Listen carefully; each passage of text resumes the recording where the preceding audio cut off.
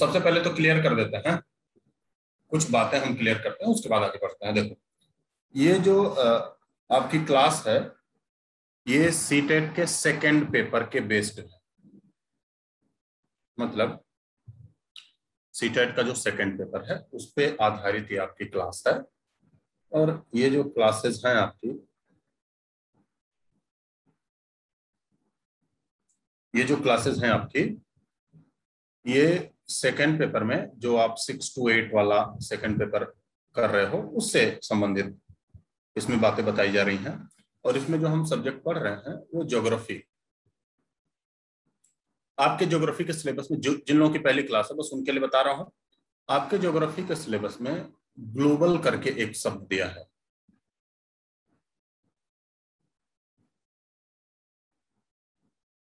Global, उसी global के तहत, उसी वैश्विक के तहत हम क्या पढ़ रहे हैं, हम लोगों ने पहला कॉन्टिनेंट पढ़ना शुरू किया था, जिसमें पहला हमने पढ़ा था नॉर्थ अमेरिका।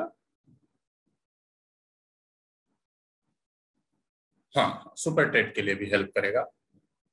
दूसरा नॉर्थ अमेरिका पढ़ा था, और दूसरा हमने पढ़ा था साउथ अमेरिका। तीसरा हमने पढ़ा था यूरोप, सॉरी साउथ अमेरिका, और तीसरा हमने पढ़ा था अफ्रीका। ठीक है। अच्छा, आप लोगों के दिमाग में थोड़ा इधर उधर बातें रहती हैं कि ये सुपर टेट के लिए हेल्प करेगा, यूपी टेट के लिए हेल्प करेगा कि नहीं हेल्प करेगा। तो देखो, नॉर्थ अमेरिका में जितनी बातें मैं बताया, या अभी आपको जितनी बातें मैं बताने जा रहा हूँ, सुपर टेट में वो कोई अलग से नहीं पूछा जाता कि पता लगा नहीं ये सुपर टेट का क्वेश्चन है तो ये नॉर्थ अमेरिका कहाँ है तो आपको बताना है मंगल पे, ऐसा कुछ नहीं। अगर जो ज्योग्राफी से क्वेश्चन पूछे जाएंगे तो यही सब क्वेश्चन रहते हैं। मैं पहले ही आपको क्लियर कर देना चाहता हूँ, किसी भी राज्य का या केंद्र का आप शिक्षक पात्रता परीक्षा का एग्जाम अगर जो दे रहे हो, तो बस उसके पेडागोजी के क्वेश्चंस में अंतर होते हैं। जो आप शैक्षिक मनोविज्ञान पढ़ते हो, बच्चों को पढ़ाने का जो तरीका पढ़ते हो, बस उसी में अंतर होता है। और सारा का सारा सब्जेक्ट जिसे कहें, इन्वायरमेंट स्टडीज जिसे कहें, वो सारा का सारा सेम होता है। वो चाहे आप सीटेट का पेपर उठा के देखो, सुपर टेट यूपी में होता है उसका उठा के देखो, है ना, या यूपी टेट उठा के देखिए। बस यूपी टेट जब यूपी टेट एग्जाम लेगा या सुपर टेट एग्जाम लेगा तो उत्तर प्रदेश को बेस में रखकर पूछता है। उसे पता रहता है हमारे यहाँ जो भी क्वालिफाई करेगा उत्तर प्रदेश में पढ़ाएगा। जब सी टेट एग्जाम लेगा तो उसमें ये होता है कि भाई वो बेस्ड हो जाते हैं सीबीएसई पैटर्न पे। सीबीएसई पैटर्न में आपको कहीं भी भाई भारत के हिसाब से पढ़ाया जाएगा तो उसका पेडागोजी कुछ अलग होगा, लेकिन बाबू सब्जेक्ट वही होता है लगभग लगभग। तो आप ये तो दिमाग में ही मत रखिए ये जो सर पढ़ा रहे हैं सुपर टेट के लिए हेल्प करेगा कि नहीं करेगा, वो यूपी टेट के लिए हेल्प करेगा कि नहीं करेगा। अरे भाई, जब हम ग्लोबल पढ़ रहे हैं, हम विश्व के प्रमुख महाद्वीपों को पढ़ रहे हैं, प्रमुख कॉन्टिनेंट्स पढ़ रहे हैं, तो उन कॉन्टिनेंट्स को पढ़ना किसी भी एग्जाम के लिए हेल्प करेगा, है ना। बस आपको अंतर क्या हो जाता है, आप पेडागोजी के लेवल पे आप वो थोड़ा डिफरेंट पढ़ते हैं, जो आपको लगभग लगभग पढ़ाया ही जाएगा। क्या इतनी बातें समझ में आई आपको? जितने लोगों को क्वेश्चन थे विभव का क्वेश्चन सुपर टेट के लिए हेल्प करेगा, तो बाबू ऐसी बात नहीं है, एकदम हेल्प करेगा। ठीक है।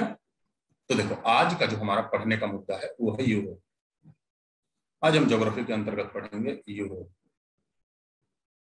यूरोप महाद्वीप। ठीक, चलिए हम शुरुआत करते हैं। थोड़ी बहुत बेसिक बातें जानते हैं इसके बारे में। इसका पीडीएफ भी अंतिम में लगाया गया है, जितनी बातें आपको बताई जा रही हैं उसका पीडीएफ आपको अंतिम में लगाया गया है। ठीक है, तो उसका पीडीएफ अंतिम में लगाया गया है। और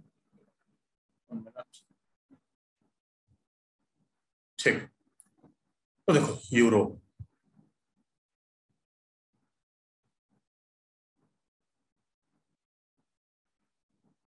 देखो बेटा, सबसे पहले बेसिक जानकारी।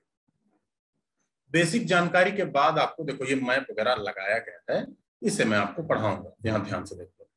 बेसिक जानकारी के बाद ये सारी बातें आपको पढ़ाई जाएंगी। तो सबसे पहले यूरोप की हम बेसिक जानकारी ले लेते हैं, उसके बाद हम आगे की तरफ बढ़ेंगे। यूरोप,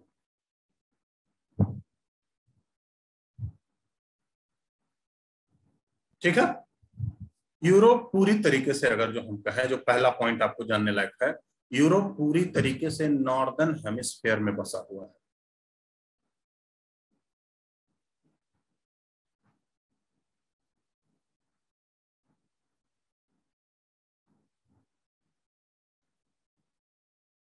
उत्तरी गोलार्ध में बसा हुआ महाद्वीप है। उत्तरी गोलार्ध में बसा हुआ यूरोप एक महाद्वीप है, तो पूरी तरीके से ये नॉर्दर्न हेमिस्फीयर में बसा हुआ है। ठीक, एक समय ऐसा था जब पूरी दुनिया यूरोप की गुलाम थी, तो बात आप जानते हो। एक समय ऐसा था जब पूरी दुनिया यूरोप की गुलाम थी, और यूरोप की कहें या किसी पर्टिकुलर अगर जो देशों का ले लें, तो अभी जो 2-3 देशों का नाम ले लें तो लगभग लगभग पूरी दुनिया उन्हीं के कब्जे में थी। पुर्तगाल का नाम ले लें, पुर्तगाल से फिर आपका ब्रिटेन का नाम ले लें, फिर फ्रांस का नाम ले लें। फ्रांस पूरा अफ्रीका पर कब्जा किया हुआ था, साउथ अमेरिका पर कब्जा किया हुआ था पुर्तगाल। आप ब्रिटेन पूरा ऑस्ट्रेलिया, भारत, पाकिस्तान, और आप चीन, और आप फिर कहेंगे नॉर्थ अमेरिका, इस पर कब्जा किया हुआ था। तो लगभग यूरोप की चलती थी। अगला, दूसरी बात, यूरोप की अगर जो हम पॉलिटिकल पार्ट करें तो बेटा इसमें 50 सॉवरेन कंट्री हैं। 50 सॉवरेन कंट्री हैं, 50 संप्रभु देश। संप्रभु का मतलब ये किसी के गुलाम नहीं, इनकी अपनी राज व्यवस्थाएं हैं, ये अपने मर्जी से चलते हैं। इनकी मतलब 50 कॉन्टिनेंट ऐसे हैं जो संप्रभु हैं। संप्रभु का मतलब इनकी जनता की मर्जी से यहाँ का शासन होता है। अच्छा, इसी यूरोप के कॉन्टिनेंट के अंतर्गत 6 ऐसे लैंड हैं या 6 ऐसी टेरिटरीज हैं, क्षेत्र हैं, जो संप्रभु नहीं है। संप्रभु का मतलब सोवरेन नहीं है, मतलब ये किसी न किसी के शासन के अंतर्गत आते हैं। जैसे उदाहरण के लिए एक आप समझें, उदाहरण के लिए ग्रीनलैंड। ये ग्रीनलैंड आप अगर जो देखते होंगे तो सबसे बड़ा, पूरे विश्व में सबसे बड़ा द्वीप है। ग्रीनलैंड को अगर जो आप देखें तो अगर जो कहा जाए कोई महाद्वीपों को छोड़ दिया जाए, ऑस्ट्रेलिया को छोड़ दिया जाए, तो ग्रीनलैंड पूरे विश्व का सबसे बड़ा आइलैंड है, सबसे बड़ा द्वीप है। लेकिन बेटा ये डेनमार्क के राजनीतिक क्षेत्राधिकार में है। मतलब ग्रीनलैंड जहां आप पढ़ते होंगे वहां नीचे डेनमार्क लिखा रहता होगा। इसका मतलब क्या, ग्रीनलैंड तो है लेकिन इस पर राजनीतिक अम्ब्रेला कहो, राजनीतिक पकड़ या राजनीतिक क्षेत्र या ये टेरिटरी किसकी है, डेनमार्क की है। ठीक है, तो ऐसे भी 6 टेरिटरी आते हैं यूरोप में। मतलब 50 संप्रभु देश हैं और 6 कैसे हैं, ये 6 संप्रभु नहीं है, मतलब ग्रीनलैंड जैसे कुछ टेरिटरीज हैं। 2 बातें हो गई। तीसरी बात, अच्छा इतनी बातें जो आपको समझाई जा रही है मैं पहले ही बता दे रहा हूँ। देखो आपको करना क्या है, कुछ चीजें आप धीरे धीरे अपनी कॉपी में लिखा कीजिए। मैं बार बार हर क्लास में कहता हूं, आपसे भी कह रहा हूं, आपके सफल होने में और आपके विफल होने में, आपके फेल होने में रत्ती भर का फर्क है, वो है आपकी लापरवाही का कम होना। आप अगर जो लापरवाहियां कम कर देते हो, आप यही छोटी छोटी चीजों पर ध्यान दे देते हो, तो फिर आपके सफल होने से आपको कोई नहीं रोक सकता। समझ में आ रही बात है। अगर जो आप सोच रहे होगे कि अंतिम में कोई संजीवनी बूटी मिलेगी, उसके बाद वही पी के मैं एग्जाम में बैठूंगा या बैठूंगी और फिर उसके बाद सारा सब कुछ सॉल्व हो जाएगा, ऐसा कुछ नहीं होता।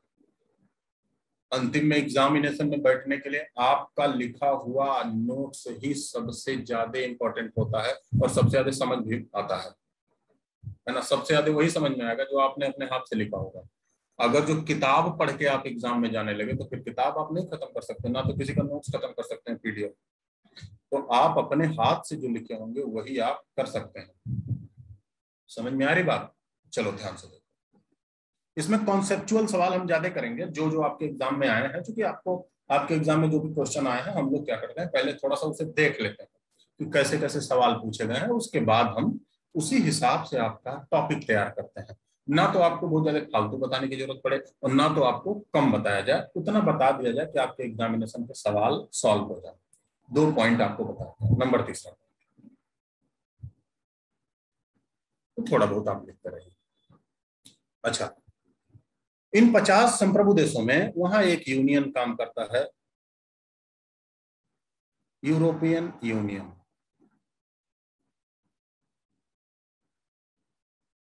इन 50 देशों में 27 देश यूरोपियन यूनियन के सदस्य हैं।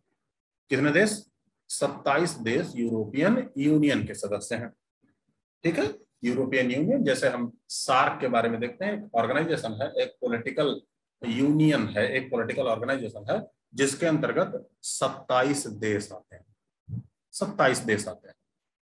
दूसरी बात, इस यूरोपियन यूनियन की न्यूज की बात एक तो ये है, अभी यूरोपियन यूनियन से ब्रिटेन बाहर निकला है, ब्रिटेन बाहर निकला है, और ब्रिटेन का बाहर जाना ब्रेक्जिट कहलाया।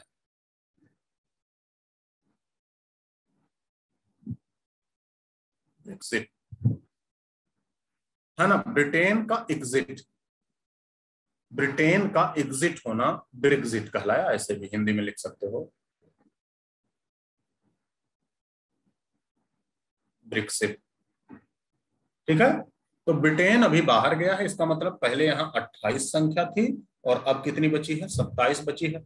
आपके एग्जामिनेशन में ऐसा भी करंट अफेयर के तौर पर पूछा सकता है, यूरोपीय यूनियन से बाहर जाने वाला देश कौन सा है, तो बाहर जाने वाला देश कौन सा है, ब्रिटेन है, जिसे आप यूनाइटेड किंगडम भी कहते हैं आम बोलचाल की भाषा में।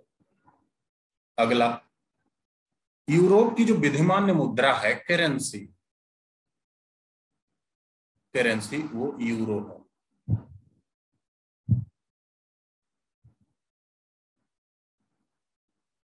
ठीक है, यूरोप की जो विद्यमान मुद्रा है वो कौन सी है, यूरो है।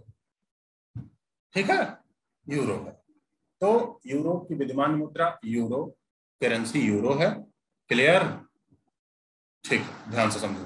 तो आपको तीन चार बातें बताई गई। नॉर्दर्न हेमिस्फीयर में बसा हुआ है, 50 सॉवरेन कंट्री है, 6 टेरिटरी क्या है, आप कह सकते हो सॉवरेन नहीं है। ग्रीनलैंड एक उदाहरण है, इसमें यूरोपियन यूनियन काम करता है, 27 देश ऐसे हैं। ठीक है, 27 देश हैं जो यूरोपीय यूनियन में है। ब्रिटेन अभी यूरोपीय यूनियन से बाहर गया है। ठीक, करेंसी यहाँ की विद्यमान है, सबसे ज्यादा मानी जाने वाली करेंसी यूरो है। अच्छा, इसके बाद लार्जेस्ट कंट्री,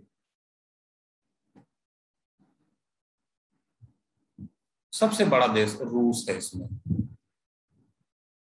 रूस ये एशिया में भी है और यूरोप में भी है। अभी हम इसे समझेंगे। रूस जो है एशिया में भी है और यूरोप में भी है। रूस सबसे बड़ा देश है ना, रूस आपका सबसे बड़ा देश है। तो ये यूरोप की कुछ बेसिक बातें हुई, यूरोप की कुछ बेसिक बातें हुई। इसके बाद देखो, यूरोप के अगर जो पॉलिटिकल मैप को देखें, यूरोप के पॉलिटिकल मैप को देखें तो यहां ध्यान से आपको समझना है। कभी भी अगर जो आपको मैप दिखे तो आपको ऊपर की तरफ तो नॉर्थ ही मानना होता है, नीचे की तरफ आप साउथ मानते हैं, दाईं ओर आप ईस्ट मानते हैं और बाईं ओर आप वेस्ट मानते हैं। इसी तरीके से आप मानते हैं। तो देखो यहाँ देखो, मैंने अभी आपको कुछ देर पहले बताया कि आपको बाबू जानना है कि ग्रीनलैंड डेनमार्क का है। यहाँ देखो, ग्रीनलैंड डेनमार्क, तो ये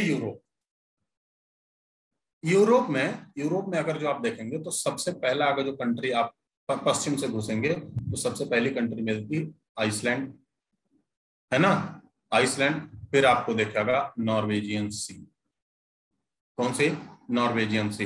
अब यहाँ सारी जानकारी जानते हुए ही चलिए, फिर बाद में लौट के आना ना रहे।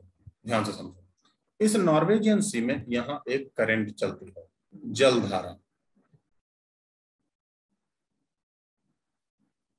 इस जलधारा का नाम ही नॉर्वेजियन करंट है।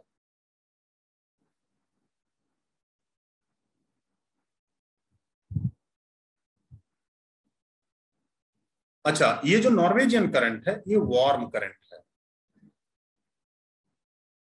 तो ध्यान से देखो, पहला पॉइंट इसमें क्या मिला, नॉर्वेजियन करंट। अब हम थोड़ी सी क्लाइमेट की बात कर रहे हैं, नॉर्वेजियन की धारा। ये नॉर्वेजियन धारा कैसी है, गर्म जल धारा है। समुद्र में एक जलधारा चलती है जो कौन सी है, नॉर्वेजियन।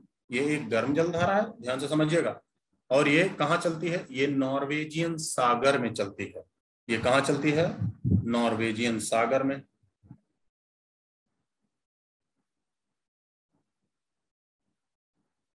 नॉर्वेजियन सागर में चलती है, और नॉर्वेजियन सागर का मतलब पश्चिमी यूरोप।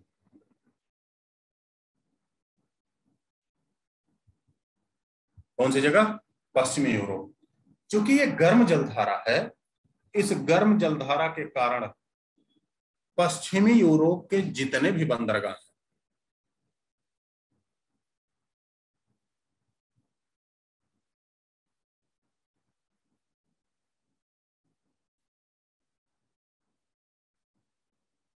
तो पश्चिमी यूरोप के जो बंदरगाह हैं, पोर्ट,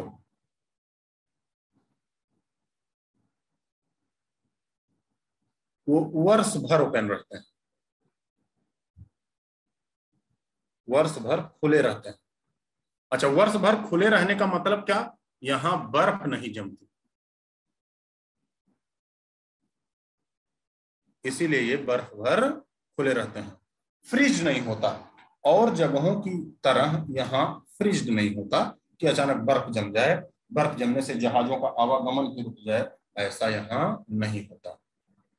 ठीक, तो पहली बातें हो गई, नंबर वन। नंबर दूसरा, ये नॉर्वेजियन करंट का प्रभाव आपको दिखाया जा रहा है, तो नॉर्वेजियन करंट का प्रभाव क्या है। नंबर दूसरा, तो नॉर्वेजियन करंट का इफेक्ट, इसका इफेक्ट, इफेक्ट नंबर वन, यहां ये हुआ। दूसरा इफेक्ट, दूसरा, ये गर्म जलधारा है, इस गर्म जलधारा के कारण पश्चिमी यूरोप में इवापोरेशन अधिक होता है, और इवेपोरेशन अधिक होने के कारण पश्चिमी यूरोप में फ्रंटल रेन होती है, वाताग्री वर्षा। वाताग्री वर्षा यहाँ अधिक होती है। वाताग्री का मतलब ये दो हवाएं टकराती हैं और वाताग्री वर्षा करती हैं, या इसी को कह दिया जाता है साइक्लोनिक रेन। तो पश्चिमी यूरोप में इसी गर्म जलधारा के कारण, नॉर्वेजियन करंट के कारण यहाँ वर्षा भी बहुत अधिक होती है। देखते होंगे ब्रिटेन वगैरह में छाता लेकर चलने की परंपरा है, फिल्में वगैरह देखते होंगे, वही ब्रिटेन के लोग छाता लेकर चलते थे, क्योंकि बेटा कभी ना कभी अचानक मौसम साफ रहेगा, अचानक खूब बादल उदल बन के खूब तेजी से बारिश होने लगती है। ठीक है, तो कौन सी बारिश होती है? ये फ्रंटल रेन या साइक्लोनिक रेन, वाताग्री वर्षा या चक्रवाती वर्षा यहाँ हो जाती है, और उसका भी कारण ये नॉर्वेजियन गर्म जलधारा है। ठीक है, नॉर्वेजियन गर्म जलधारा। अब नॉर्वेजियन से इधर आओ, थोड़ा सा पूरब की तरफ आप लिखते रहिएगा, आइसलैंड। आइसलैंड से हम नॉर्वेजियन सी में गए, नॉर्वेजियन सी में जब हम गए तो उसके बाद क्या पाए? हम पाए नॉर्वेजियन करंट, फिर आ गए नॉर्वे। किसी भी इंडेक्स में नॉर्वे आपका सबसे पहले पायदान पे रहता है, नॉर्वे या स्वीडन। ठीक है, ज्यादा डेनमार्क, इसकी राजधानी ओस्लो। स्वीडन राजधानी स्टॉकहोम, है ना, स्वीडन राजधानी स्टॉकहोम। फिर आप देखोगे स्वीडन के बाद ये फिनलैंड, फिनलैंड, फिनलैंड के बाद यहां देखो एस्टोनिया, ध्यान से समझना, एस्टोनिया, ये लातविया, ये लिथुआनिया, और ये कैलिनग्राड। इसे दूसरे मैप में आ जाओ। ठीक है, देखो नॉर्वे, नॉर्वे के बाद स्वीडन, स्वीडन के बाद फिनलैंड, फिनलैंड के बाद आप देखो एस्टोनिया, एस्टोनिया। अब यहां देखो क्या क्या लिखा जाए, एस्टोनिया, लातविया, लिथुआनिया। ठीक है, एस्टोनिया, लातविया, लिथुआनिया और पोलैंड। कितना आया?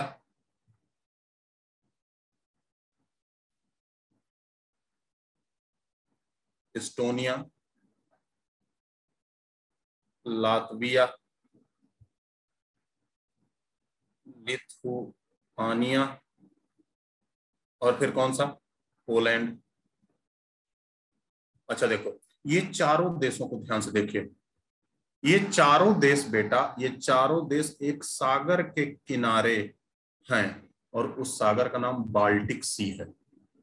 यहाँ देखो बीच में रसिया है, रसिया का एक कैलिनग्राड एक जगह है, लेकिन रसिया को नहीं जोड़ा जाता। ध्यान से समझना। देखो यहाँ से क्वेश्चन कैसे आए हैं एग्जामिनेशन में, कौन कौन सा देश मैंने बताया? मैंने बताया एस्टोनिया, फिर दूसरा देखो यहाँ मैंने पहला बताया एस्टोनिया, यहाँ दूसरा बताया लातविया, यहाँ तीसरा बताया आपको लिथुआनिया, यहाँ चौथा बताया पोलैंड। ये चारों देश बाल्टिक सागर, बाल्टिक सी के तट पर आते हैं, इसीलिए इन चारों देशों को बाल्टिक स्टेट कहा जाता है।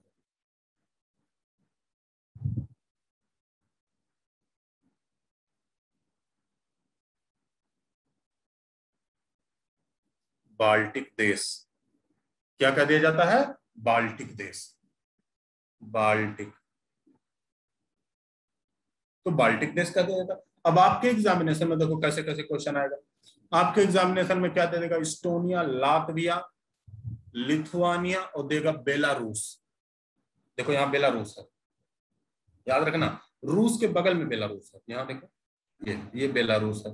आपके एग्जाम में क्वेश्चन कैसे देगा, दे दिया कैसा, इस्टोनिया, लातविया, लिथुआनिया, पोलैंड की जगह दे दिया बेलारूस, और पूछ लिया निम्नलिखित में से कौन सा बाल्टिक राज्य नहीं है, निम्नलिखित में से कौन सा बाल्टिक राज्य नहीं है। तो आपको ध्यान से समझना, बाल्टिक राज्य का मतलब बाल्टिक सागर के तट पर बसा हुआ राज्य, बाल्टिक सागर के किनारे बसे हुए देशों को बाल्टिक राज्य कहा जाता है।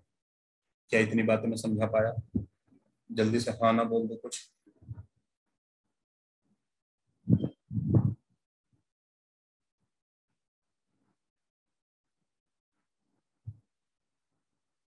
जल्दी, इतनी बातें आप समझ पाए? चलो ठीक। आप लोग कभी कभी ज्यादा ही साइलेंट हो जाते हो और उससे मुझे डर लगने लगता है कि मतलब पढ़ भी रहे हो कि कहीं और अपना मोबाइल रख के चले गए।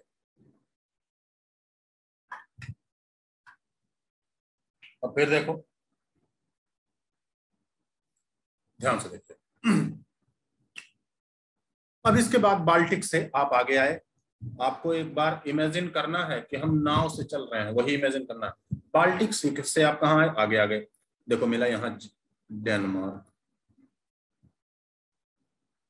डेनमार्क, क्या मिला, डेनमार्क। तो ध्यान से समझिए, डेनमार्क से आपको कहाँ आना है, अब डेनमार्क मतलब बाल्टिक सी से आपको आना है नॉर्थ सी में।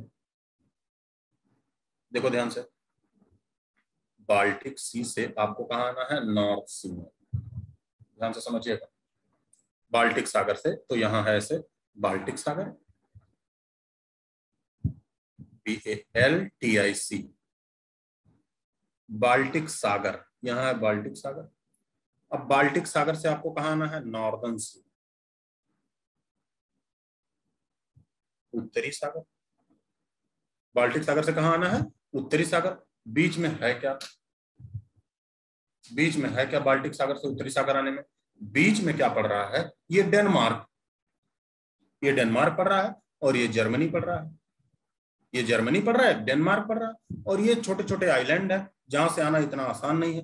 तो बाल्टिक सागर से नॉर्थ सी में आने पर यहाँ एक नहर बनाई गई है ऐसे, जर्मनी में ये काट कर ऐसे नहर बना दी गई। तो बाल्टिक सागर को नॉर्थ सी से जोड़ने वाली, ये भी एग्जाम में पूछा गया है, कील नहर। कौन सी नहर, कील नहर। ये कहां बनाई गई है, जर्मनी में बनाई गई है। तो ये जो आपने यहां देखा, ये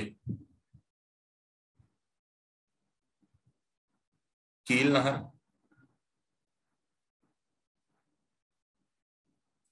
ये बेटा कील नहर किसको किससे जोड़ देती है, ये बाल्टिक सागर को नॉर्थ सी से जोड़ देती है। कहां बनाई गई है, जर्मनी में बनाई गई है। कहां बनाई गई है, जर्मनी में बनाई गई है। इसके बाद देखो आगे आ जाओ, जर्मनी के बाद ये जर्मनी हम पहुंच गए, जर्मनी की राजधानी बर्लिन। अब देखो यहाँ नीदरलैंड फिर पहुंचे, यहाँ नीदरलैंड, कहाँ पहुंचे, नीदरलैंड। नीदरलैंड की राजधानी एम्स्टर्डम। ये कील नहर आपको पूछना है, दुनिया में कुछ नहरें ऐसी हैं जो बड़ी फेमस है ना, यहाँ लिखा नहीं, इसलिए मैं साफ मैप आपके लिए लाया कि जिससे आपको बहुत ज्यादा प्रपंच मैप में ना हो और जो मैं अपना ज्ञान है वो आपको दे सकूं।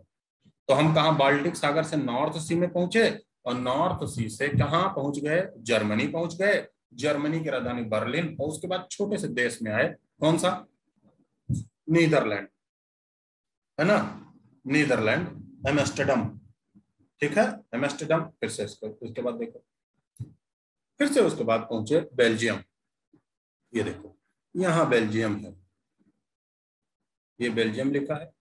बेल्जियम की राजधानी बेलारूस, ब्रुसेल्स, सॉरी बेलारूस का नाम ब्रुसेल्स, ठीक है, बेल्जियम की राजधानी ब्रुसेल्स।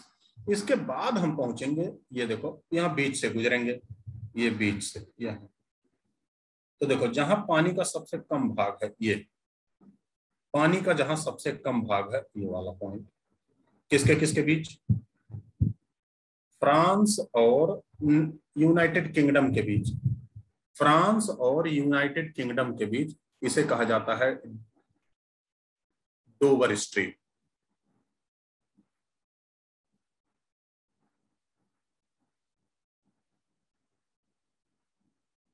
इसे क्या कहा जाता है? डोवर जल संधि। क्या कह दिया जाता है?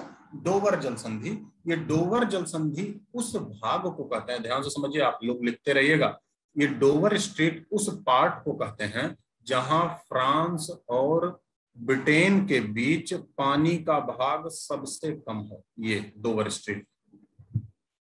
तो कील नहर से हम कहा आए? नॉर्थ सी में आए। नॉर्थ सी से हम फिर से हमने क्या देखा? Dover street.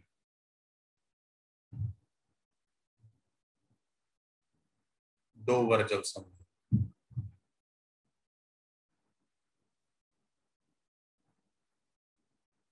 डोवर जल संधि ये किसके किसके बीच है? UK, France. अब डोवर जल संधि से फिर से देखो, डोवर जल संधि से एक सकरे सागर में आ गए, जो अटलांटिक सागर के ईस्ट में है, जो अटलांटिक सागर के ईस्ट में है। और यहां आ गए, यहां देखो, इसे कहा जाता है इंग्लिश चैनल। मतलब डोवर स्ट्रीट के बाद कहां पहुंचे?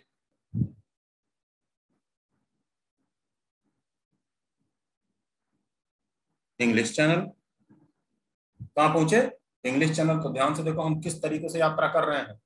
पूरे यूरोप की यात्रा हम समझ, आपको इमेजिन करना है कि हम नाव से कर रहे हैं। बाल्टिक सागर से हमने कील नहर में घुसेड़ मारा।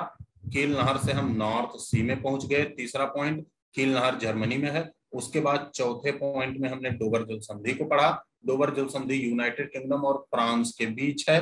फिर हमने पांचवा पॉइंट में ले लिया इंग्लिश चैनल। इसी इंग्लिश चैनल से ब्रिटेन और फ्रांस के लिए मेट्रो चलती है, इसी चैनल से जाती है, सागर के अंदर से जाती है। अच्छा सा बनाया गया है ना? अच्छा सा बनाया गया, ऐसे मत कहना कि पानी के अंदर कैसे जाती है, अच्छा सा बनाया गया, बड़ा अच्छा टूरिस्ट डेस्टिनेशन है, ठीक है। अच्छा, इसके बाद इसके बाद ध्यान से समझना, इसके बाद हम पहुंच गए फ्रांस। फ्रांस की राजधानी पेरिस। पूरे आप कहें पूरे यूरोप में रूस, यूक्रेन, फ्रांस, ये तीन बड़े बड़े देश हैं, पोलैंड, ठीक है, ये तीन बड़े बड़े देश हैं। तो हम पहुंच गए यहाँ फ्रांस। फ्रांस पहुंच गए, ठीक। फ्रांस जब पहुंचे तो यहाँ बिस्के की खाड़ी हमें मिली।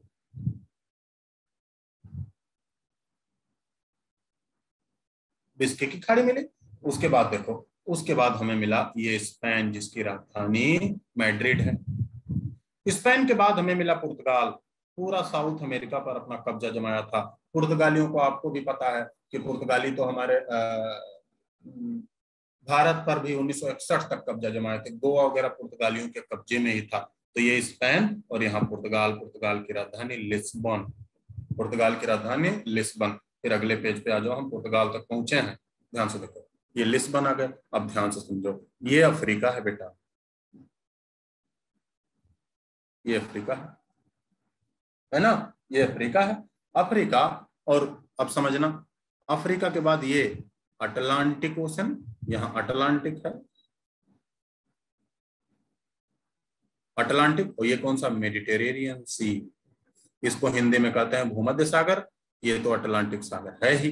तो पहला पॉइंट अब यहां मिला हमें। अब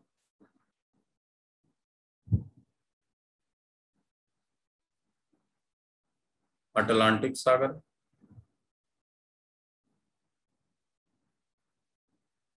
अटलांटिक सागर को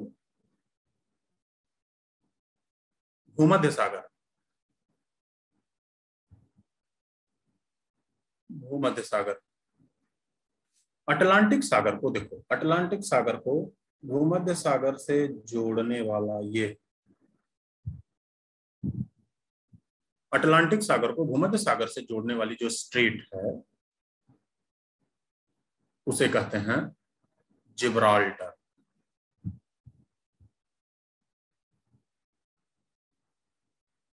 जिब्राल्टर जल संधि। जिब्राल्टर जल संधि पर कब्जा अभी भी यूनाइटेड किंगडम के पास है।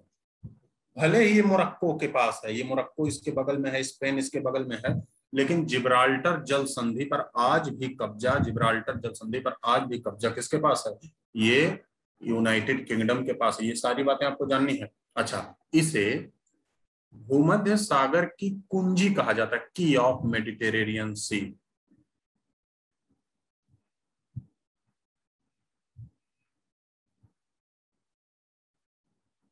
मेडिटेरेनियन सी, भूमध्य सागर की इसे कुंजी कहा जाता है। तो आपसे ऐसे सवाल पूछ लिया जाए, भूमध्य सागर की कुंजी किस नाम से जाना जाता है इसे, तो आप क्या बताओगे? जल्दी बोलो। भूमध्य सागर की इसे कुंजी कहा जाता है।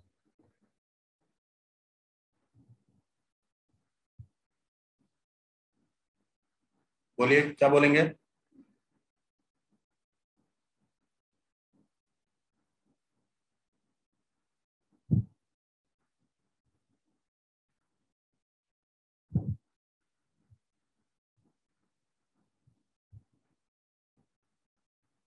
भूमध्य सागर की कुंजी किसे बोला जाता है?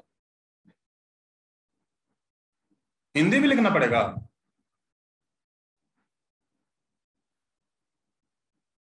जिब्राल्टर को, हाँ, जिब्राल्टर स्ट्रेट। तो इसे ऐसे लिख लो यार, भूमध्य सागर की कुंजी। भूमध्य सागर की, हाँ, जिब्राल्टर, भूमध्य सागर की कुंजी। भूमध्य सागर की कुंजी के बाद फिर कहां पहुंच गए? फिर पहुंच गए मेडिटेरेनियन सी पर, पहुंच गए मेडिटेरेनियन सी पर। अच्छा, मेडिटेरेनियन सी पर पहुंचे, फिर देखो मेडिटेरेनियन सी में हमें क्या मिला? ये देखो सिसिली आइलैंड, ये सिसिली आइलैंड, ये इटली का है, ये फ्रांस का है। ठीक है, इटली पहुंचे, इटली में पहुंचे तो ये मिला तस्मानिया सी, और उसके बाद यहां मिला माल्टा। माल्टा के बाद, माल्टा के बाद फिर ऐसे घूमते हुए यहाँ आए और यहाँ मिला एड्रियाटिक सागर। एड्रियाटिक सागर देखो, यहाँ छोटे छोटे कई सारे देश मिलेंगे। ग्रीस मिलेगा, यहाँ देखो हंगरी मिलेगा, ऑस्ट्रेलिया मिलेगा, रोमानिया मिलेगा, बुल्गारिया, तुर्की, ये सब छोटे छोटे कई सारे देश मिलेंगे। और उसके बाद यहाँ मिलेगा काला सागर, फिर यहाँ यूक्रेन। ठीक है, तो इसी तरीके से आप पूरा यूरोप को भ्रमण कर सकते हो। एक बात इसमें और समझनी है, ध्यान से देखो, ये रूस, रूस की राजधानी जो मॉस्को है वो यूरोप में बसा हुआ है। रूस की राजधानी मॉस्को,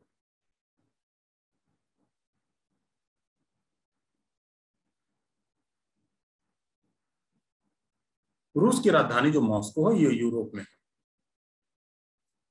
आपको मैंने बताया कि रूस यूरोप और एशिया में दोनों में है, लेकिन रूस की राजधानी मॉस्को ये यूरोप में है।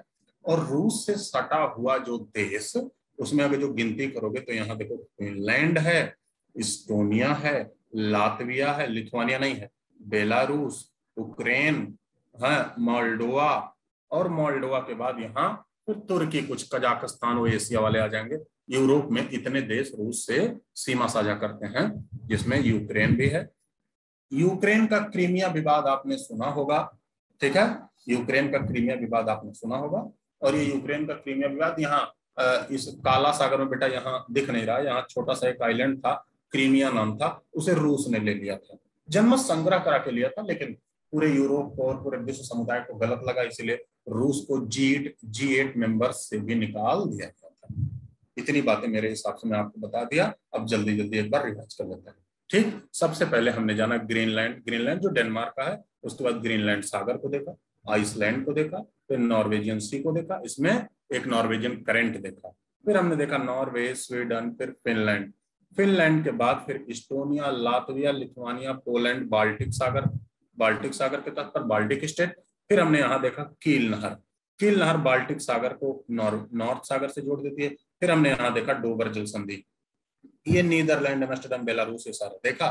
फिर हमने यहाँ देखा इंग्लिश चैनल, इंग्लिश चैनल के बाद हमने देखा अटलांटिक ओशन, ये फ्रांस, पेरिस, बिस्के की खाड़ी, स्पेन, लिस्बन पुर्तगाल की राजधानी, अटलांटिक सागर को भूमध्य सागर से जोड़ने वाला जिब्राल्टर, इसके बाद मेडिटेरेनियन सी, सिसिली आइलैंड, और ये सारा एड्रियाटिक सी होकर इटली वगैरह हम सारा देखते हैं।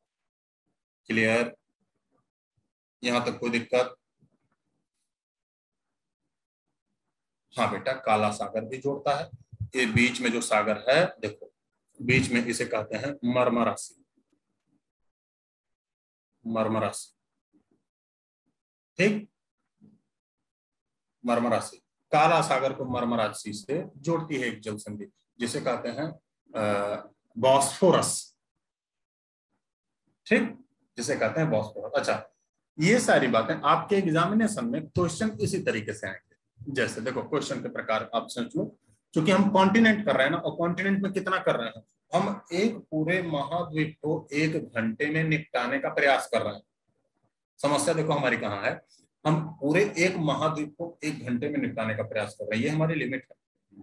अच्छा, हमें इस महाद्वीप को, जब हम लोग अपनी अपनी पढ़ाई करते थे, जब मैं ज्योग्राफी से जब मैं पोस्ट ग्रेजुएशन करता था, तो यूरोप की एक पूरी किताब हमें पढ़नी पड़ती थी। यूरोप का आर्थिक विकास, यूरोप का ये पूरा ज्योग्राफी में एक किताब पढ़नी पड़ती थी। आपको मैं क्या कर रहा हूँ, क्योंकि आपको उतना काम नहीं है, क्या करोगे उसे जान के, तो आप क्या कर रहे हैं, 1 घंटे में यूरोप का एक पूरा कॉन्टिनेंट पढ़ रहे हैं, पूरा महाद्वीप 1 घंटे में पढ़ रहे हैं।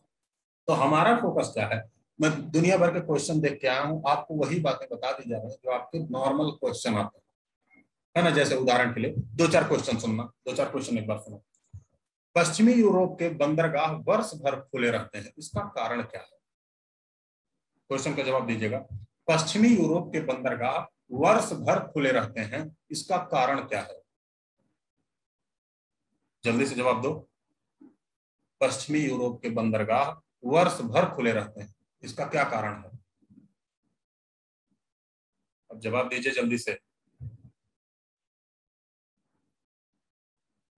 आइस नहीं जमती, है ना। और आइस क्यों नहीं जमती?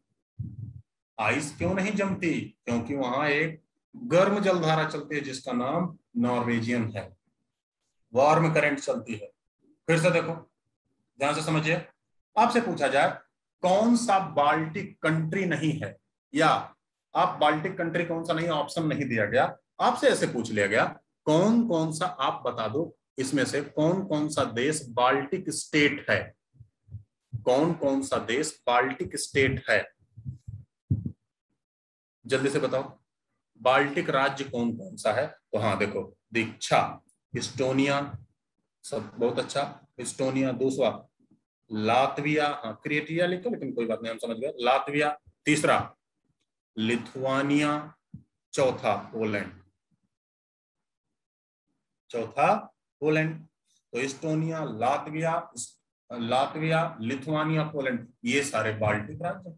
तीसरा सवाल, बाल्टिक सागर को नॉर्थ सागर से जोड़ता है कौन सी नहर? बाल्टिक सागर को नॉर्थ सी, उत्तरी सागर से नहर डॉट डॉट डॉट नहर जोड़ देती है, कौन सी नहर? कील नहर, KEEL, हाँ कील नहर। कौन सी नहर? कील नहर, कील नहर। अगला, यूनाइटेड किंगडम और फ्रांस की जलीय सीमा बनाता है कौन सी जल संधि? कौन सी जल संधि है जो यूनाइटेड किंगडम और फ्रांस की जलीय सीमा बनाती है?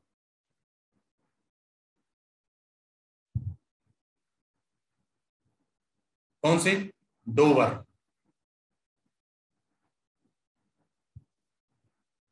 डोवर स्ट्रेट, डोवर जल संधि। तो जो डोवर जल संधि है वो यूनाइटेड किंगडम और किसकी सीमा बनाती है? फ्रांस की सीमा बनाती है, यूनाइटेड किंगडम और फ्रांस की सीमा बनाती है। क्लियर हुई बात?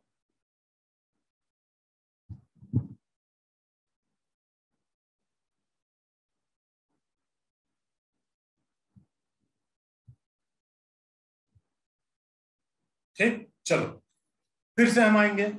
अच्छा, यूनाइटेड किंगडम और फ्रांस के बीच कौन सा चैनल है? यूनाइटेड किंगडम और फ्रांस के बीच कौन सा चैनल है? अटेंडेंस कैसे लगाते हैं ये यार तो मुझे भी नहीं पता।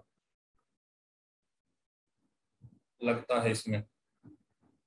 अटेंशन कैसे या अटेंडेंस पूछ रहे हो, ये तो मुझे भी नहीं पता, है ना। ये मैनेजमेंट वाले ही जानते हैं, मैं तो बहुत कम जानता हूँ उसके बारे में।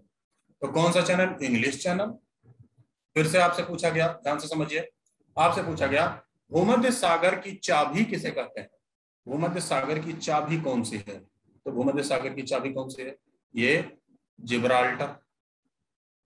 भूमध्य सागर की चाबी को किसे कहते हैं? जिब्राल्टर। ठीक। अच्छा, अब आगे बढ़ो, फिर से आ जाओ। इसी तरीके से आपके ये सारे कंट्रीज कराए गए। इन कंट्रीज के बाद हमें थोड़ा सा फिजिकल देखना है, थोड़ा सा फिजिकल देखना है। देखो देखो ध्यान से बेटा, यहाँ देखना। फिजिकल और पॉलिटिकल को, फिजिकल और पॉलिटिकल को जोड़ के देखना है। फिजिकल और पॉलिटिकल को जोड़ के देखना है, और उसके बाद आपको कुछ और सवाल मिलेंगे। देखो यहाँ देखो, ये देखो, ये कारा सागर से लेकर, ये कारा सागर है, कारा सागर से लेकर अगर जो आप देख रहे होंगे तो देखो यहाँ यूराल पर्वत है। यूराल पर्वत को ये ऐसे करते हुए ओल्गा नदी, ओल्गा नदी, फिर ऐसे कैस्पियन सागर, कैस्पियन सागर के कोकोकस है, कारा सागर, काला सागर से ये पूरा यूरोप है। इसका मतलब क्या? ये जो यूराल पर्वत आपको दिखा, आप लिखते रहोगे यूराल पर्वत, यूराल पर्वत के इधर मतलब पूरब की तरफ एशिया है, और यूराल पर्वत के पश्चिम की तरफ यूरोप है। इसका मतलब क्या? आप पहला पॉइंट लिखोगे, यूराल पर्वत creates boundary between attains.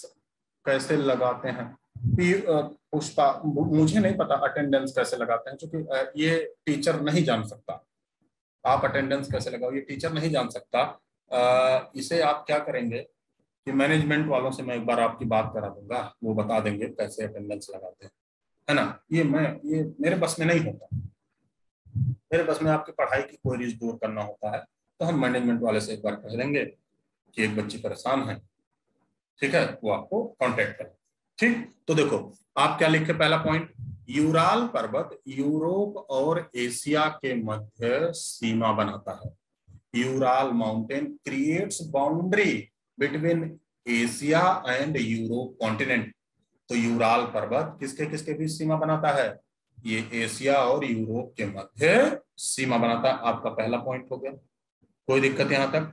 Ural पर्वत मतलब यूराल पर्वत के इधर पश्चिम की तरफ यूरोप है, यूराल पर्वत के पूरब की तरफ आप कहें वो एशिया आ जाता है, रूस वाला पार्ट आ जाता है। दूसरा देखो यहाँ देखो, एक पर्वत यहाँ मिलेगा, देखो ये इसे कहा जाता है स्कैंडिनेविया पेनिनसुला। ये स्कैंडिनेविया पेनिनसुला, इस स्कैंडिनेविया में अगर जो आप देखोगे तो देखो ये भी आ जाता है, ये जटलैंड पेनिनसुला, स्कैंडिनेविया, जटलैंड। तो इसी स्कैंडिनेविया में ये जटलैंड भी आ जाता है। अब इसे पॉलिटिकल में देखो एक बार, मतलब इस स्कैंडिनेविया में ये नॉर्वे भी आया, स्वीडन भी आया, फिनलैंड भी आया, और ये डेनमार्क भी आया। तो देखो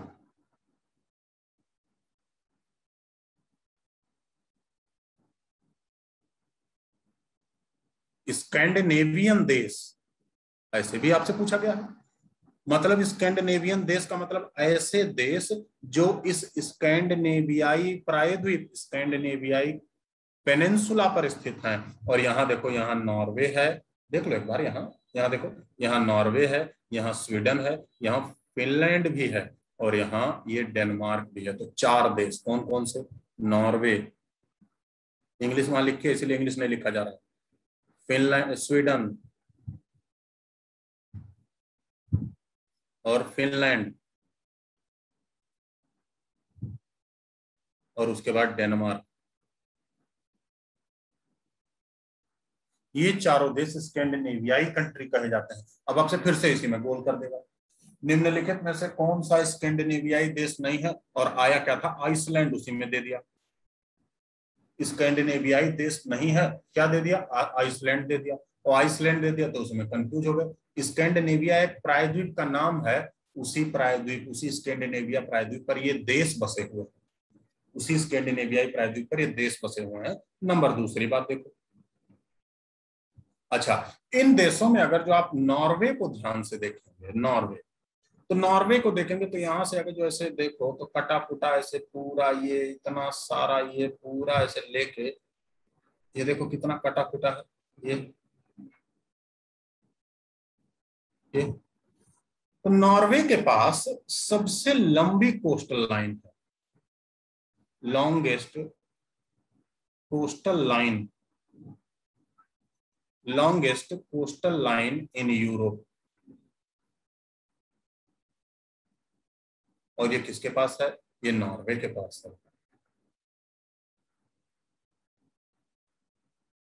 ये किसके पास है? ये नॉर्वे के पास है। तो नॉर्वे के पास सबसे लंबी कोस्टल लाइन है, नॉर्वे के पास सबसे लंबी कोस्टल लाइन है, इससे बड़ी कोस्टल लाइन किसी देश के पास नहीं है, ये नॉर्वे। तो ये भी पूछा जाता है, अगला सवाल ऐसा भी होगा। तो आपको टू द पॉइंट ही बताया जा रहा है, बेफालतू इधर उधर भटकने की जरूरत नहीं है। आगे आ जाओ, आगे देखो, यहां ध्यान से देखो। अब इस स्कैंडिनेवियाई प्रायद्वीप को अगर जो ध्यान से देखेंगे तो देखो यहां दिया तो नहीं है बेटा, लेकिन हिंदी में बताएं क्या? हिंदी में मैं नहीं बताया पहले तो ये। अच्छा, longest coastal line in Europe, ऐसे लिखो, यूरोप की सबसे लंबी तट रेखा, ऐसे लिखो। ठीक, अब हो गया बेटा। माई नेशन, नाम क्या है आपका? नाम तो बताएं आप। माई नेशन तो आपका नाम होगा नहीं, क्या नाम है आपका? बताएं जल्दी से। अब नाम बताने में 5 मिनट थोड़ी ना लगाता। चंदा, चंदा, हाँ। तो ये बात समझ में आई? हाँ, एकदम हम हिंदी में बताएंगे। मैं खुद हिंदी से पढ़ा हूं, तो बाद में अब 10 सालों से कोई आदमी पढ़ा रहा है तो आदत हो जाती है। अंग्रेजी कोई बहुत कठिन भाषा नहीं है ना, उर्दू टाइप लैंग्वेज, जो सबसे गरीब टाइप की भाषा अंग्रेजी है। ठीक, तो आपको हिंदी में भी इंग्लिश में दोनों में बताया जाएगा, क्योंकि मुझे पता है ज्यादातर बच्चे नॉर्थ इंडिया के हैं, ऐसा तो है नहीं कि वो डेनमार्क के बच्चे हैं। तो ठीक है, कोई दिक्कत नहीं, हिंदी में बताया जाएगा। तो नॉर्वे की जो तट रेखा, ये कोस्टल लाइन, तट रेखा का मतलब समुद्र का किनारा वाला क्षेत्र, ये पूरे यूरोप में सबसे लंबी है। अच्छा, अब आगे देखो, देखो स्कैंडिनेवियाई प्रायद्वीप के फिर आगे आप देखो, यहाँ गुल्फ ऑफ बोथनिया, देखो ये बाल्टिक सागर। बाल्टिक सागर के बाद अगर जो देखेंगे, ध्यान से समझिए, बाल्टिक सागर के बाद अगर जो देखेंगे तो ये एक नदी है, ठीक, राइन। कौन सी नदी है? राइन। ये जो राइन नदी है, राइन नदी जाके स्ट्रेट ऑफ डोवर, डोवर जल संधि में गिरती है, और इसी पर राइन नदी के मुंह पर, मुहाने पर यूरोप का सबसे बड़ा बंदरगाह है, देखो एम्स्टर्डम। इसी राइन नदी जो जर्मनी से निकलती है और यहाँ नीदरलैंड के पास चली जाती है, सबसे बड़ा बंदरगाह एम्स्टर्डम, ये राइन नदी के ही तट पर है। ठीक है। अच्छा, इसके बाद आएंगे यहाँ, इसके बाद आप आ जाएंगे इधर, ये पूरा का पूरा पर्वत, यहाँ देखो, ये पूरा का जो इधर ये पर्वत दिख रहा है यहाँ, ये पर्वत, ये पूरा पर्वत देखो, यहाँ भी आल्प्स दिख रहा है, यहाँ भी दिख रहा है, ये पूरा का पूरा पर्वत, इसे कहते हैं आल्प्स माउंटेन।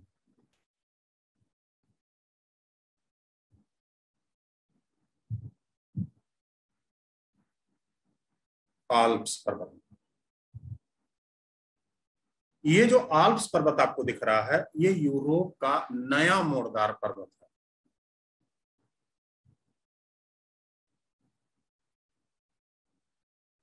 नया वलित पर्वत या मोड़दार पर्वत, नया वलित या मोड़दार पर्वत, ये जो नया वलित या मोड़दार पर्वत है, ये यूरोप में है। नया वलित या मोड़दार जो पर्वत है, ये यूरोप में है। बात ध्यान से समझना, जितनी बातें आपको बताई जा रही हैं वो एकदम ध्यान से समझना। नया मोड़दार पर्वत, ये अगर जो आप उदाहरण लोगे तो आपको एग्जाम्पल के रूप में 2-3 पर्वत और बताए गए हैं, जैसे रॉकी बताया गया है नॉर्थ अमेरिका में, इसी जैसा है। एंडीज बताया गया है साउथ अमेरिका में, इसी जैसा है। हिमालय अगर जो आप पढ़ोगे इंडिया में, इसी जैसा है। अफ्रीका में आपको बताया गया है एटलस, इसी जैसा है। मतलब ये जो आल्प्स पर्वत आपने देखा, ये रॉकी एंडीज हिमालय या एटलस पर्वत जैसे ही नया मुर्दार पर्वत है, न्यू फोल्डिंग माउंटेन है। मतलब ये भी बना, ये भी जो पर्वत है ये बना कंप्रेशन फोर्स के कारण, दो प्लेटें पास आई और उसके बाद ये पर्वत ऐसे टेढ़ा मेढ़ा बन गया, है ना। यूराल पर्वत किस टाइप का पर्वत है? तो यूराल एक पुराना पर्वत है। ये यूराल जो पर्वत है ये एक पुराना पर्वत है। ओल्ड फोल्डिंग माउंटेन, इसके जैसे पर्वत दुनिया में जैसे अरावली है, और एग्जांपल दिया जाए अरावली है। इसके जैसे पर्वत दुनिया में और कौन? अपलेशियन है। अपलेशियन यूएसए में है। और अरावली कहाँ है ये आपको बताने की जरूरत है क्या? अरावली पर्वत कहाँ है बताइए तो जरा। अरावली पर्वत कहाँ है बताइए।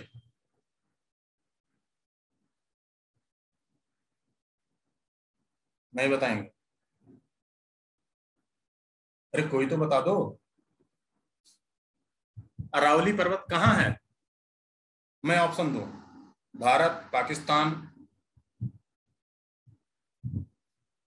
बांग्लादेश, श्रीलंका। बस एक को पता है कि अरावली पर्वत कहाँ है।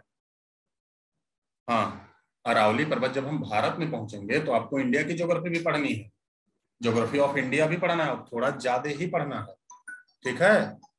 तो ज्योग्राफी ऑफ इंडिया जब आप पढ़ेंगे तब आपको पता चलेगा कि अरावली पर्वत कहाँ है। और अरावली पर्वत भारत के 4 राज्यों में है। कितने राज्य में? 4 राज्य में। दिल्ली, हरियाणा, सबसे अधिक राजस्थान, और सबसे इंटरेस्टिंग बात सबसे साउथ में कहाँ है? वो गुजरात में है, ठीक है। तो ये सब हम पढ़ेंगे, ठीक है ना। ये सब हम पढ़ेंगे। तो अरावली पर्वत के बारे में हो गया। फिर से देखो, आल्प्स पर्वत हो गया। इंग्लिश चैनल देखो, आपको पहले बताया गया था, देखो यहाँ फिजिकल इंग्लिश चैनल में दिया है। देखो बिस्के की खाड़ी यहाँ दिया है, ठीक है। और उसके बाद स्ट्रेट ऑफ जिब्राल्टर यहाँ दिया है, ठीक। यहाँ देखो, है ना, टेरिटेरियन सी, और ये माउंट माउंट एटेना और सिसिली आइलैंड, है ना, लोनियन सी, एड्रियाटिक सी। और उसके बाद ऐसे होते होते एजियन सी, और एजियन सी के बाद ये अजोब सी के बाद काला सागर में चले जाएंगे। काला सागर के बाद जाएंगे काकोकस, काकोकस पर्वत। इस काकोकस पर्वत भी एशिया को यूरोप से अलग करता है। ये जो काकोकस पर्वत है ये एशिया को यूरोप से अलग करता है और कैस्पियन सागर को काला सागर से भी जोड़ता है। मतलब काकोकस पर्वत या काकोस पर्वत कहा दिया जाता है। इसके साउथ में एशिया है और इसके नॉर्थ में ये यूरोप है। देखो ग्रीन ग्रीन दिख रहा है, ये यूरोप है। तो काकोस पर्वत, इसमें कुछ बातें बेटा आपको फैक्चुअल इंफॉर्मेशन दी गई है। जैसे उदाहरण के लिए देखो, कुछ फैक्चुअल इंफॉर्मेशन दी गई है, उसे भी आप देख सकते हो। जैसे ये बातें तो आपको मैं पहले ही बताया कि इसमें 50 कंट्री हैं, 27 नेशन यूरोपीय यूनियन यूनियन के हैं, और यूनाइटेड किंगडम बाहर हुआ है जल्दी, ठीक। 50, ये सारी बातें। इसमें क्या दिया गया है? पूरी तरह उत्तरी गोलार्ध में है, 50 कंट्री, इतने मिलियन लोग हैं, 44 यूरोपीय महाद्वीप में है और बाकी यूरोप महाद्वीप में नहीं है। लार्जेस्ट कंट्री ये भी मैंने बताया कि सबसे बड़ा देश है रूस है। उसके बाद जो बड़ा देश है यूक्रेन और फ्रांस है, ठीक है। इसके बाद देखो, इसके बाद कुछ बातें। सबसे बड़ी राजधानी शहर जो है रसिया की कैपिटल सिटी हाउस, ये यहाँ 13 मिलियन लोग रहते हैं, सबसे बड़ा राजधानी शहर है, ठीक। और सबसे छोटा शहर ये वेटिकन सिटी है बेटा, ये इटली के बीचों बीच है। सबसे बड़ा द्वीप मैंने आपको बताया ग्रीनलैंड है, जिसका पॉलिटिकल जो कंट्रोल है वो डेनमार्क के पास है ना। और दूसरा सबसे बड़ा द्वीप कहाँ है? ग्रेट ब्रिटेन का, ठीक। ये भी बात आपको बताइए फैक्चुअल। सबसे छोटा शहर ये क्रोएशिया है, ठीक है। सबसे अधिक आबादी वाला शहर तुर्की की राजधानी इस्तांबुल है। तुर्की एक ऐसा देश है बेटा जो 2 महाद्वीपों में है। नॉर्थ की तरफ वाला इस्तांबुल जो यूरोप में है, और साउथ की तरफ जो बड़ा एरिया है वो कहाँ है? एशिया में है। तो तुर्की एक ऐसा देश है जो 2 राजधानी, 2 कॉन्टिनेंट में। इसी तरीके से बेटा आपको कई सारी इंफॉर्मेशन दी गई है यूरोप के बारे में। इतना देखोगे, इससे लगभग लगभग आपके क्वेश्चन कवर हो जाते हैं। ठीक है, और थोड़ा बहुत आप एटलस में जरूर देख लेना। सबसे लंबी नदी देखो यहाँ वोल्गा, राइन फॉल भी है, राइन नदी पर है स्विट्जरलैंड में। ठीक है, इसके बाद जो हम पढ़ेंगे, इस क्लास के बाद हम पढ़ेंगे एशिया। और एशिया जब हम पढ़ेंगे तो हम उसे भारत को साथ में इंक्लूड कर लेंगे। नेक्स्ट क्लास यही होगी। ये कौन सी होगी? एशिया। एशिया के साथ इंडिया। ठीक, थैंक यू। आज यहीं तक, ये मैं पीडीएफ के रूप में आपको भेज दूंगा। ठीक है, थैंक्स।